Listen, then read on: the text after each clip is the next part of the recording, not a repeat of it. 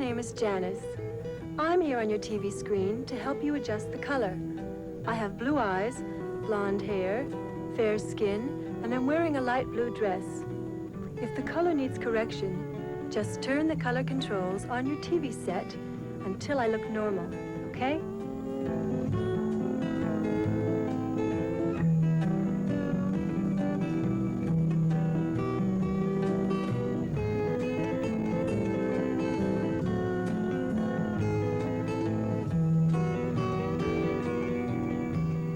Now remember, I have blue eyes, blonde hair, fair skin, and I'm wearing a light blue dress. How do I look now? Better? Good. Bye.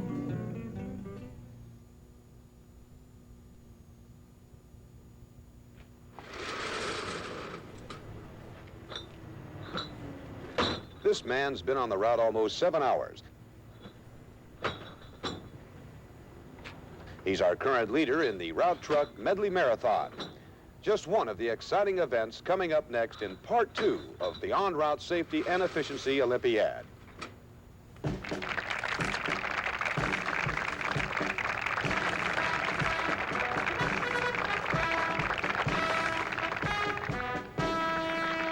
Coca-Cola USA presents Part 2 of the On-Route Safety and Efficiency Olympiad.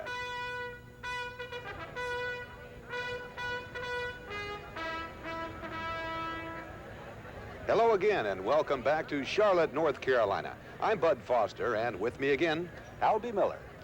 And we're looking at some of the best conditioned professionals in the business. In Part 1 of the Olympiad, we saw some fine examples of on-route safety and efficiency. Lou Rohde's case handling.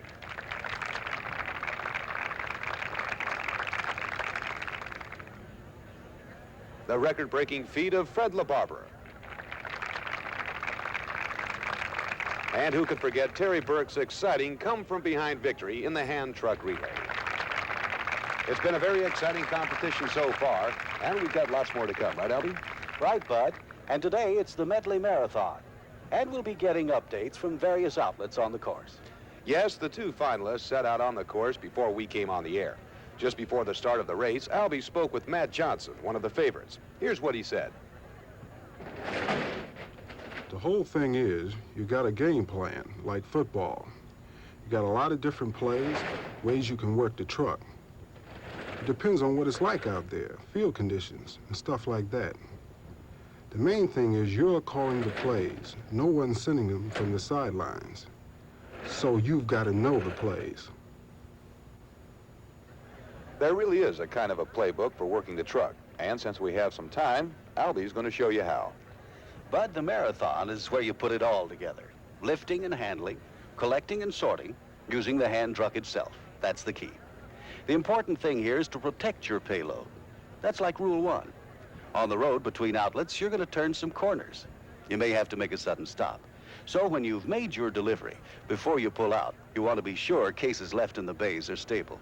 Otherwise, you'll risk spilling them or having them slide around while you're driving. Earlier, we put together a piece of film to show you how to keep your load stable. Ideally, you'd like what's left in the bay when you leave an outlet to look like this.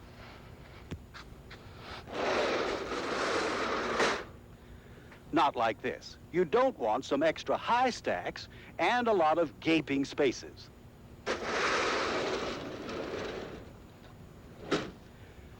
For stability, what you want is nice level stacks in the bay. And no stack more than one case higher than the one next to it. And when you do have uneven stacks, here's how you want them. The extra cases toward the front of the truck, inside, front. Now, this is a stable bay. Now, first extra case, remember, front of the truck, inside part of the bay. Now, if you've got 2 extra cases, that second one goes here. Front, outside. Now, if you have one more extra case,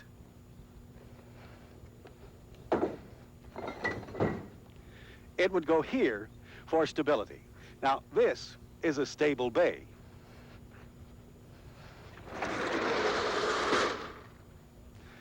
That's no good. Extras toward the rear of the truck can shift or spill.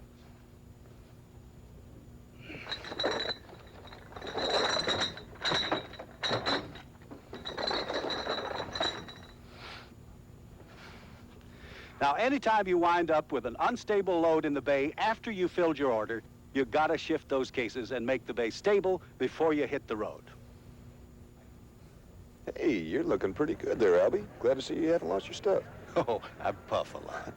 But the important thing is, you got a lot of different packaging. And the order you've got to fill sometimes affects the way you unload. But very often you can unload so that what's left in the bay is stable without your having to shift cases around. In other words, if you play it right, you can cut down on extra handling. And the less you have to sling around, the better you're going to feel at the end of the day, and the less you expose yourself to possible injury. Now, think of the bay as having 6 sections where a case could go. Inside, outside, front, middle, back. 6 different sections where a case could go. We'll have more on that in a moment. But right now, our mobile unit's standing by for a report on the marathon. Bud? That's right, Albie. I understand that Matt Johnson is the new leader in the marathon, and he's just pulled into a street stop. So we're going to go right over there now to our mobile unit and Louise Roth. Louise? But this is the only parking space Johnson could find at this street outlet. But fortunately, he'll be able to work the curbside and not out in this traffic. I understand they don't like to do that if they don't have to. Albie, while Johnson's inside, maybe you could fill us in on just what he would have done if he'd been forced to unload from the street side. Sure, Louise. It can be dangerous with all that traffic. So a good route salesman would position his hand truck so that it's between him and the oncoming traffic. That's the safe place. And that's the kind of heads-up play these men would make. Right, Albie. Now, Johnson's back for another load from another bay.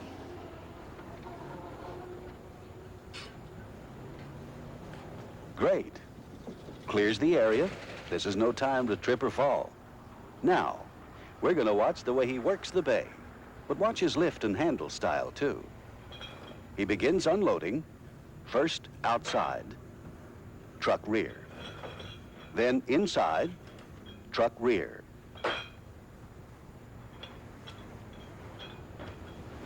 What's left is always stable. Did you see how he worked? If he keeps working in the same direction he started with, which case will he unload next? 1 or 2? Pick the appropriate track with the audio selector switch on your video player. Decide now. He's been working rear to front, right. Outside. He's been working outside, then inside.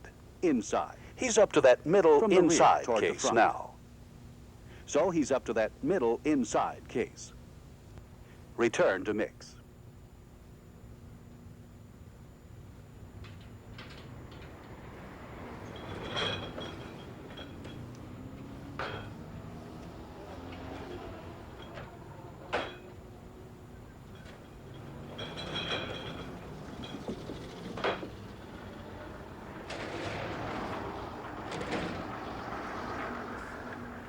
He didn't do that last time, Albie. You're right, but he should have.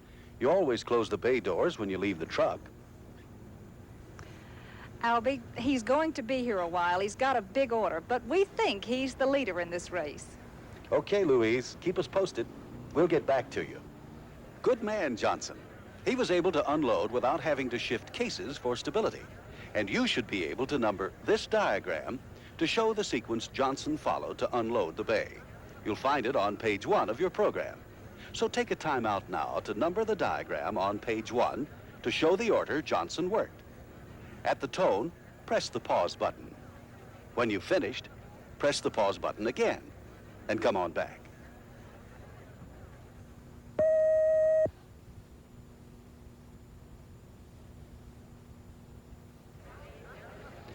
Working down from the top, one layer of cases at a time, Johnson started here, at the outside toward the rear. Then here, inside. Here, outside middle. Then inside middle. That's 4. 5. 6. Now, if you keep this play in mind while you're working the truck, and if your orders allow you to stick to it, chances are you won't have to do much shifting of cases to stabilize your bays. That's it then, the basic play for unloading. You'll find some additional information for unloading fulls on pages 2 and 3 of your souvenir program. Thank you, Albie. In a moment, the 50-meter hand truck steeplechase. But right now, there's a break in the action and this word. Now, you all remember what happened to Schultz last year?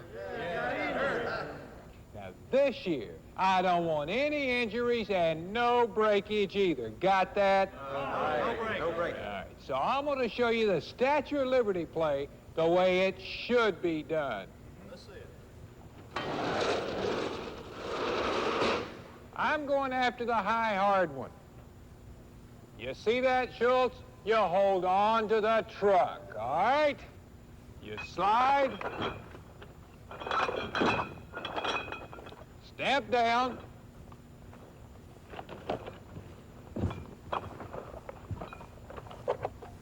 Then lift as normal. Okay. Now, who's going to tell me what you do? When you have to call the old Statue of Liberty play, step up, hang on, step down, slide the case to a lower stack, then lift down as normal, and not too fast. Don't let a promising career end in early retirement.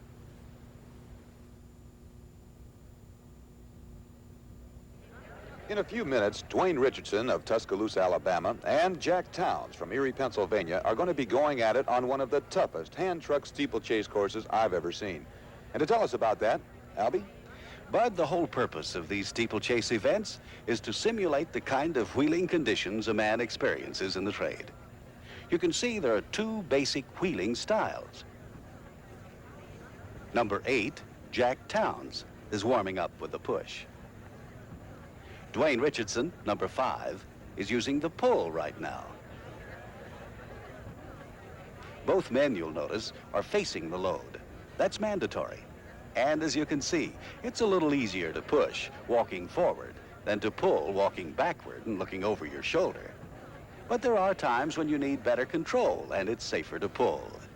Well, like you saw last time with Burke and Scott, most of the time you push. It's the only way you can build up speed on a level stretch. You pull when you have to get the hand truck over an obstacle, or when you're moving through high traffic areas. Thanks, Albie. That was a real good preview of what we're going to be seeing. Starting time is a few minutes away, but before we switch to the field, take a look at the diagram on the steeplechase on pages 4 and 5 of your souvenir program. From what you just saw in Richardson's and Towns' warm-up, you can probably figure out how the contestants are going to play the course. Now, to start you off, I can tell you they'll pull up the curb and push down the curb. Now, next to each letter on the diagram, circle push or pull, the way you'd play it from here if you were in the race. At the tone, press the pause button to plan your strategy. When you've circled push or pull next to each letter on pages 4 and 5, press the pause button again and rejoin the program.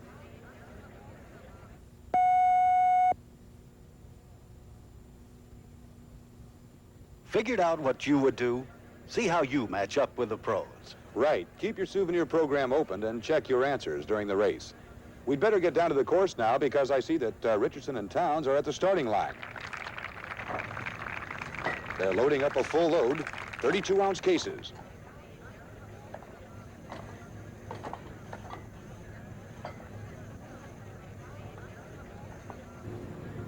On your mark. Get set. Tilt. To push off, they'll lean their body forward in the direction they want to go. It's push for the level ground area. Pull up the curb, then turn and push. Continue to push down the curb. Now, coming up to point A, see how you did from here.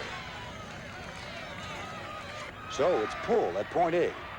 Pull through the doorways for safety. Smart move by Richardson using that doorstop. Safer and more efficient. Towns tried to pick up a little time there by not using it. It looks like it's buying him a little more trouble. It got Richardson a slight lead. Now coming up on points B and C, the narrow crowded aisles and the open level floor area. Did you get that on your diagram? Pull at B. Put your body between the hand truck and outlet traffic. Then in the clear, push because it's easier. Push at C. Hey, Bud, the stairs are next. Only 3 high, not too tough. On a long staircase, though, with this heavy a load, they'd go up and down in 2 trips. Half a load at a time. That's a good tip, Albie. It'd be safer and they'd save a lot of energy, too. Now D, the stairs. Up steps, it's always pull for better control. See how their legs bend? Legs are doing the work. And see how they balance it? Till they feel they've got the balance back? Okay, here it's push again. Down the stairs, it's push too. The hand truck does the work, but it's like a push for better control. That hand truck can run away with you going down with a full load. Now they've got the shopping carts to worry about. Richardson's taking no chances. Right, Bud, and there's why. Look at the trouble Towns has got. Coming up now, point E, the last leg, steep incline. That's a pull. It'd be too much of a physical strain to push up a hill like that. There's just not enough time for Towns. Richardson's the winner.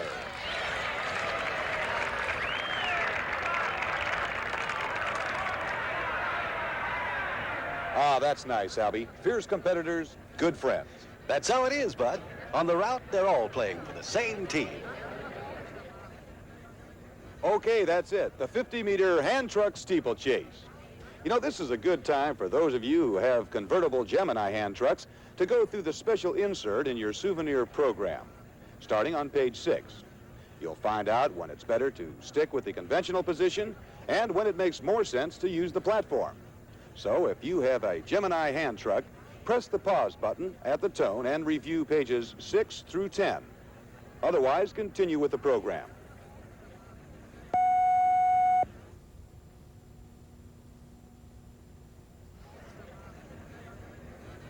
Hey, Bud, we've just gotten word from the field. Yes, we've an apparent new leader in the medley marathon. Tom Hodge is working his last stop, a supermarket. Let's get right on out there now to our mobile unit and Jamie Todd. It's his last outlet, Bud, but there still is the matter of a safe drive home. We think Hodge is going to make it. He should be bringing out his last load of empties in a moment, and then home. Ah, here he comes now.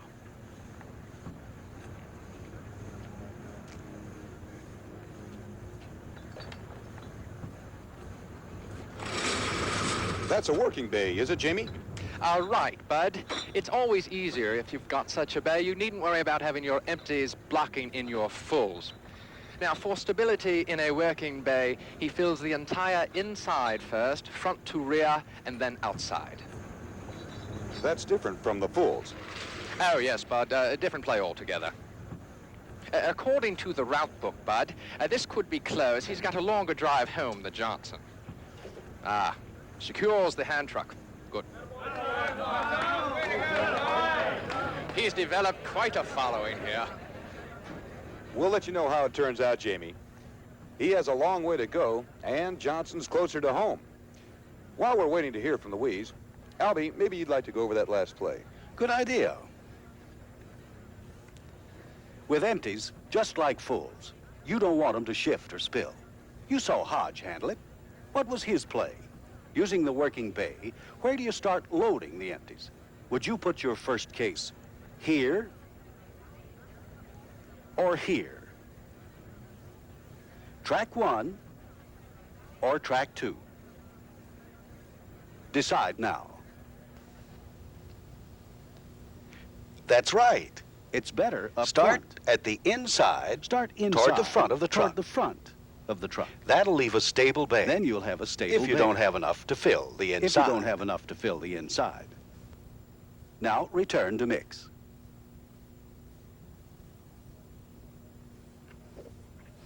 Now turn to page 11 in your souvenir program.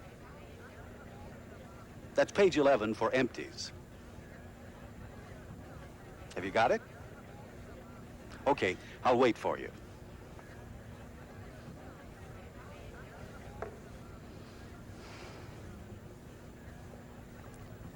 Now write in number 1, just as I've done. Are you still with me?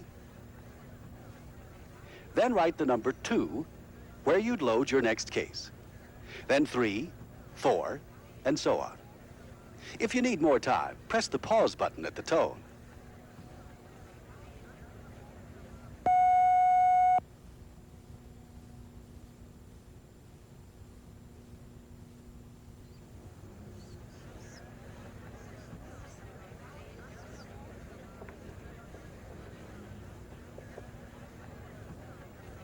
Fill up the inside first. 2, 3. Then the outside from the front. 4, 5, 6. If you didn't get it, at the tone, press the pause button and change the numbers so they're correct.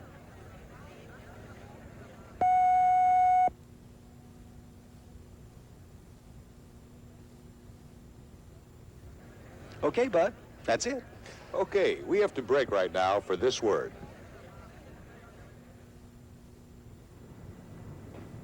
Ever have to load your empties with fulls? You have no working bay, you want them inside, but the space is taken, and you've an uneasy feeling about blocking those fulls? Take a tip from Tom Hodge, an expert. Set those fulls on the ground.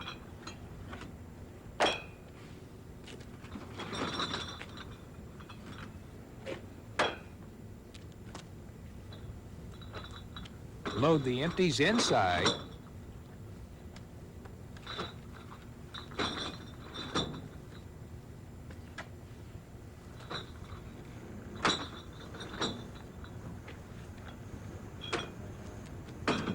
Then the fulls outside.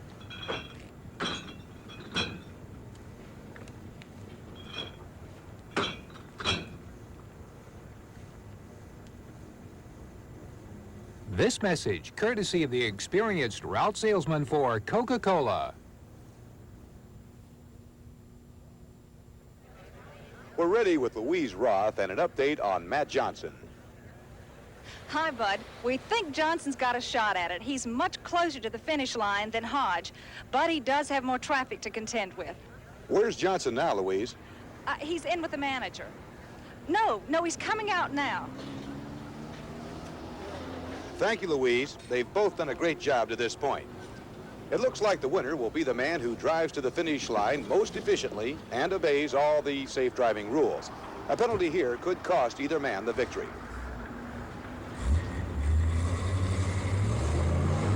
Well, Albie, the Olympiad is just about over this year, and it's really been a great one, hasn't it? Yes, sirree, Bud.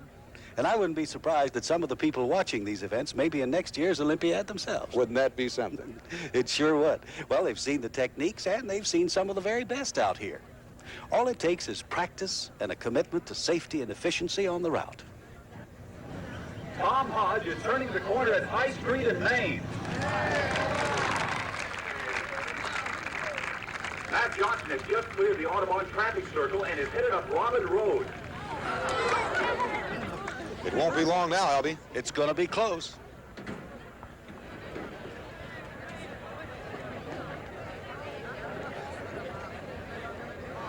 Hey, there's one of them now. I can't make out who. Neither can I. It looks like, is it? Johnson? Yes.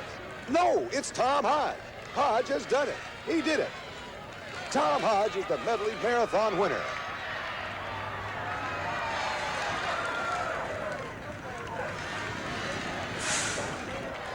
What a victory here for Tom Hodge today, Albie. What a great feeling that's got to be. It's a thrill, all right, Bud.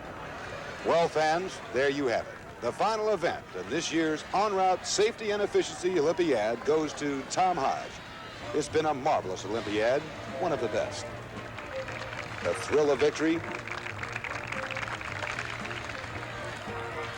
the agony of defeat, and you've seen every bit of it.